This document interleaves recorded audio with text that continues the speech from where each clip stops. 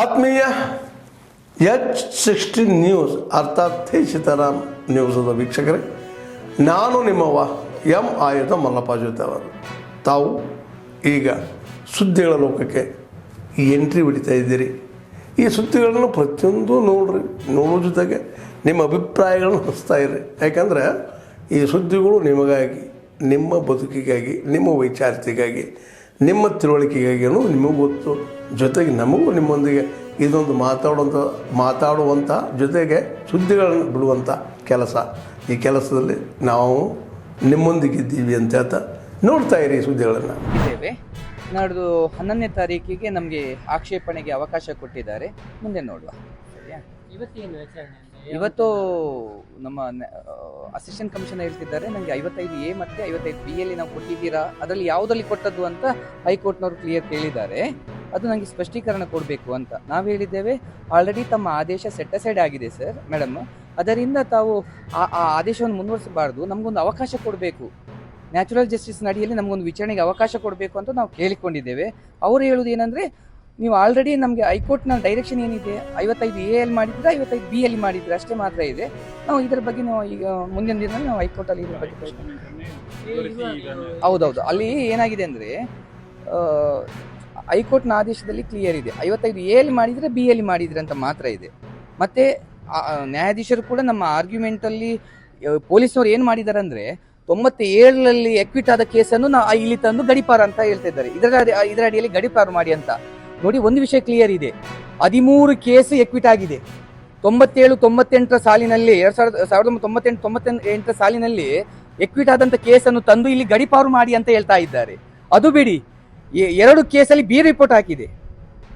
ಅದರಿಂದ ಇಲ್ಲಿ ಏನಾಗಿದೆ ಅಂದರೆ, ಗಡಿಪಾರು ಮಾಡಬೇಕಾದ್ರೂ ಕೂಡ ಇಲ್ಲಿ ನಾವೇನು ದರೋಡೆ ಮಾಡಲಿಲ್ಲ, ನನ್ನ ಭಾಷಣದಿಂದ ಎಲ್ಲಿಯೂ ಕೂಡ ಕೋಮುಗಲಭೆ ಆಗಲಿಲ್ಲ, ಯಾವುದೇ ಅಹಿತಕರ ಘಟನೆ ಆಗಲಿಲ್ಲ, ಸರಿಯಾ? ಆದರೂ ಕೂಡ ನನ್ನನ್ನು ಗಡಿಪಾರು ಮಾಡಬೇಕು ಎಂದು ಸಲ್ಲಿಸಿದಂಥ ಅರ್ಜಿಯನ್ನು ನಾನು ಬಲವಾದಂಥ ಆಕ್ಷೇಪಣೆ ನಾನು ಮಾಡಿದ್ದೇನೆ. ನಾನು 11ನೇ ತಾರೀಕು ನಾನು ಅದರ ಬಗ್ಗೆ ಲಿಖಿತವಾಗಿ ನಾನು ಸಲ್ಲಿಸಲಿಕ್ಕಿದ್ದೇನೆ ಸರ್. ಅದರಲ್ಲಿ ಏನಾಗುತ್ತೆ ಅಂದರೆ, ಒಂದು ಕೊಲೆ, ಈ ಘಟನೆಯಿಂದ ಯಾವುದಾದ್ರೂ ಕೊಲೆ ಅಥವಾ ದೊಡ್ಡ ಅಪರಾಧಗಳಾಗಿದ್ರೆ ಸರಿಯಾ, ಆಗ ವಿಚಾರಣೆ ಮಾಡಬೇಕು ಅಂತ ಹೇಳುತ್ತೆ, ಸರಿಯಾ? 55A ಯಲ್ಲಿ ಆದರೆ ಸಾಮಾನ್ಯ, ಸರಿಯಾ? ನಾನು ಹೇಳುವುದೇನೆಂದ್ರೆ, Deepak versus state of Maharashtra ಕೇಸಲ್ಲಿ 2022ರಲ್ಲಿ ಸುಪ್ರೀಂ ಕೋರ್ಟ್ ಕ್ಲಿಯರ್ ಹೇಳಿದೆ, ಮ್ಯಾಂಡೇಟರಿ ಆಗಿ ನಮಗೆ ಅವಕಾಶ ಕೊಡಬೇಕು ಅಂತ ಹೇಳಿದೆ. ಆ ಅವಕಾಶ ಏನಂದ್ರೆ, ನಮಗೆ ಕ್ಲಿಯರ್ ಕಟ್ ಆಗಿ ನಮಗೆ ಸಮಯಾವಕಾಶ ಕೊಡಬೇಕು ಅಂತ ಹೇಳಿದೆ. ನಾವು ಸಮಯಾವಕಾಶ ಕೇಳಿದ್ದೇವೆ. ಆದ್ರೆ ಮಾನ್ಯ ನ್ಯಾಯಾಧೀಶರು ಏನು ಹೇಳಿದ್ರು ಅಂದ್ರೆ, ನನಗೆ 15 ದಿವಸದ ಒಳಗಡೆ ನನಗೆ ಹೈಕೋರ್ಟಿಗೆ ವರದಿ ಸಲ್ಲಿಸಲಿಕ್ಕೆ ಇದೆ, ಅದರಿಂದ ವಿಚಾರಣೆಗೆ ನಾನು ಅವಕಾಶ ಕೊಡುವುದಿಲ್ಲ ಅಂತ ಹೇಳಿದ್ದಾರೆ. ಬಟ್ ನಾವು ಹಲವಾರು ಸುಪ್ರೀಂ ಕೋರ್ಟ್ನ ತೀರ್ಪುಗಳನ್ನು ಕೂಡ ಉಲ್ಲೇಖ ಮಾಡಿದ್ದೇವೆ. ಮತ್ತೆ ಪೊಲೀಸ್ನವರು ಏನು ಹಾಕಿದ್ದಾರೆ, ಆ ಎಲ್ಲ ಕೇಸ್ಗಳಲ್ಲಿ ನಾನು ಈಗಾಗಲೇ ಹೇಳಿರೋ ಪ್ರಕಾರ ಎಲ್ಲ ಖುಲಾಸೆ ಆಗಿದೆ. ಖುಲಾಸೆ ಆಗಿದ್ದನ್ನು ಅವರು ಒಪ್ಪಿಕೊಂಡಿದ್ದಾರೆ. ಎಲ್ಲಿ ಕೂಡ ಅದರ ಬಗ್ಗೆ ಮೇಲ್ಮನವಿ ಸಲ್ಲಿಸಲಿಲ್ಲ. ಏನಿದೆ ನನ್ನ ಮೇಲೆ ಇರುವಂತ ಆರೋಪ ಏನು ಹೇಳಿ? ಎಲ್ಲಿಯಾದ್ರೂ ನಾನು ನನ್ನ ಭಾಷಣದಿಂದ ಎಲ್ಲಿಯಾದ್ರೂ ಇದಾಗಿದೆಯಾ, ಕ್ರಿಮಿನಲ್ ಒಫೆನ್ಸ್ ಆಗಿದೆಯಾ? ಇಲ್ಲ. ಧರ್ಮಗಳ ಮೇಲೆ ಎಲ್ಲಾದ್ರೂ ಅಪರಾಧಗಳಾಗಿದೆಯಾ? ಇಲ್ಲ. ಅದರಿಂದ ನಾನು ಈ ಬಗ್ಗೆ ನಾವು ಮುಂದಿನ ದಿನದಲ್ಲಿ ಅಂದ್ರೆ 11ನೇ ತಾರೀಕು ಈ ಬಗ್ಗೆ ನಾವು ನ್ಯಾಯಾಲಯದಲ್ಲಿ ನಮ್ಮ ಆಕ್ಷೇಪಣೆ ಸಲ್ಲಿಸಲಿಕ್ಕಿದ್ದೇವೆ. ಮತ್ತೆ ಒಂದು ವೇಳೆ ಇವರ ಆದೇಶವನ್ನು ಕಂಟಿನ್ಯೂ ಮಾಡಿದ್ರು ನಾವು ಮುಂದಿನ ದಿನದಲ್ಲಿ ನಾವು ಹೈಕೋರ್ಟ್ನ ಅಸಿಸ್ಟೆಂಟ್ ಕಮಿಷನರ್ ಹೌದು ಅಲ್ಲ, ಇವರು ಬರಬೇಕಾಗಿಲ್ಲ, ಇವರು ನನಗೆ ಅಧಿಕಾರ ಕೊಟ್ಟಿದ್ದಾರೆ. ಆ ಅಧಿಕಾರ ಪತ್ರದಲ್ಲಿ ನಾನು ಮುಂದುವರಿಸಿದ್ದೀನಿ ಸರ್. ಅಲ್ಲಲ್ಲ, ಹೈಕೋರ್ಟ್ ಕ್ಲಿಯರ್ ಕಟ್ ತನ್ನ ಆದೇಶದಲ್ಲಿ ಇವರ ಗಡಿಪಾರನ್ನು ಸೆಟಸೆಡೆ ಮಾಡಿದೆ ಆರ್ಡರ್ ಅಲ್ಲಿ. ಆ ನಂತರ ಏನಾಗಿದೆ ಅಂದ್ರೆ, ನಂತರ ಕ್ಲಾರಿಫಿಕೇಶನ್ ಕೇಳಿದೆ, ನೀವು 55A ಯಲ್ಲಿ ಮಾಡಿದ್ದೀರಾ 55B ಯಲ್ಲಿ ಮಾಡಿದ್ದೀರಾ ಅಂತ. AC ಗೆ ಅಸಿಸ್ಟೆಂಟ್ ಕಮಿಷನರ್ ಅವರಿಗೆ ಕೇಳಿದೆ. ವಿಜಯವಾಸು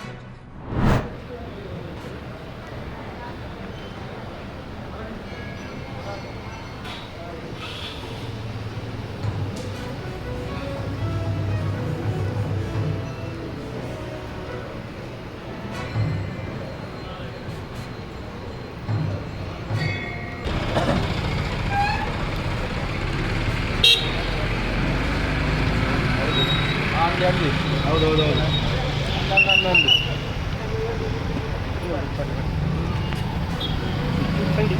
ಬಲೆ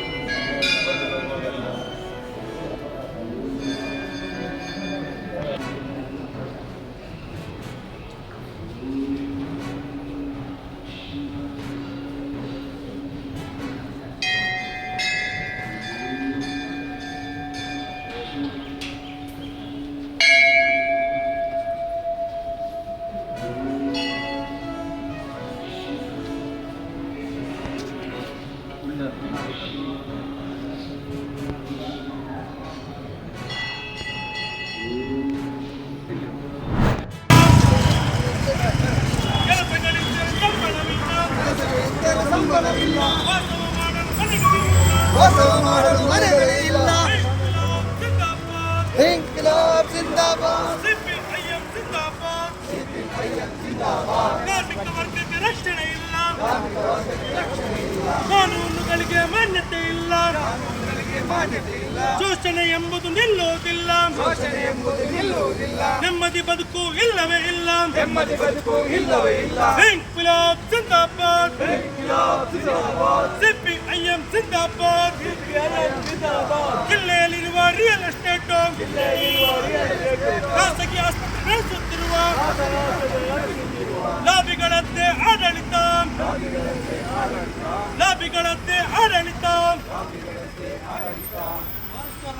ಮಾಡಬೇಕು ಅಂತ ಹೇಳಿ ಏನು ಸುಳ್ಳು ಆರೋಪಗಳನ್ನೆಲ್ಲ ಹೊರಿಸಿ ಇಲ್ಲಿ ತನಕ ಏನು ಷಡ್ಯಂತ್ರ ಮಾಡಿದ್ದೆ ಮೀಡಿಯಾಗಳು ಷಡ್ಯಂತ್ರ ಮಾಡಿದ್ದು. ಯಾಕಂತ ಹೇಳಿದರೆ ಸರ್ಕಾರ SIT ರಚನೆ ಮಾಡಿದ್ದು 20 ವರ್ಷದ ಧರ್ಮಸ್ಥಳದಲ್ಲಿ ಆದಂಥ ಅತ್ಯಾಚಾರ ಕೊಲೆಗಳನ್ನು ಎಲ್ಲವನ್ನು ತನಿಖೆ ಮಾಡಬೇಕು ಅಂತ SIT ನಿರ್ಮಾಣ ಮಾಡಿದ್ದು. ಇವತ್ತೇನಾಗ್ತಾಯಿದೆ, ಮಾಧ್ಯಮಗಳಿಂದಲೇ ಮೈನ್ಸ್ಟ್ರೀಮ್ ಮಾಧ್ಯಮಗಳಿಂದಲೇ ಏನಾಗ್ತಾಯಿದೆ, ಷಡ್ಯಂತ್ರವನ್ನು ರೂಪಿಸಿ ಅದನ್ನು ಹಾಳು ಮಾಡಲಿಕ್ಕೆ ನೋಡ್ತಾ ಇದ್ದಾರೆ. ಆದರೂ ಆದ್ಮೇಲೆ ಎಲ್ಲ ಸುದ್ದಿಗಳನ್ನು ನೋಡಿದ್ರಲ್ಲ, ಏನು ಅನಿಸ್ತು ನಿಮಗೆ? ಇದರಲ್ಲೇ ನಿಮ್ಗೆ ಲೈಕ್ ಆಗಿರ್ಬೋದು, ಡಿಸ್ಲೈಕು ಆಗಿರ್ಬೋದು, ಕಾಮೆಂಟ್ ಬೇಡಪ್ಪ ಅಂತೂ ಅನಿಸಿರ್ಬೋದು, ಕಾಮೆಂಟ್ ಮಾಡಬೇಕಪ್ಪ ಅನಿಸಿರ್ಬೋದು, ಶೇರ್ ಮಾಡಬಾರ್ದಪ್ಪ ಅನಿಸಿರ್ಬೋದು, ಅದು ಮಾಡಬೇಕು ಅನಿಸಿರ್ಬೋದು. ಏನಾದರೂ ಆಗಲಿ ಶೇರ್ ಮಾಡ್ತಾಯಿರಿ, ಈ ನ್ಯೂಸ್ಗಳನ್ನ ಹಂಚ್ತಾ ಇರಿ, ಜೊತೆಗೆ ಇದಕ್ಕೆ ಸಬ್ಸ್ಕ್ರೈಬ್ ಆಗ್ತಾಯಿರಿ ಅಂತ ಹೇಳ್ತಾ H16 ನ್ಯೂಸ್ ಅರ್ಥಾತ್ ಹೇ ಸೀತಾರಾಮ್, ಇದು ಸತ್ಯದ ಕೈಗೆ ನಡಿ. ವಂದನೆಗಳು.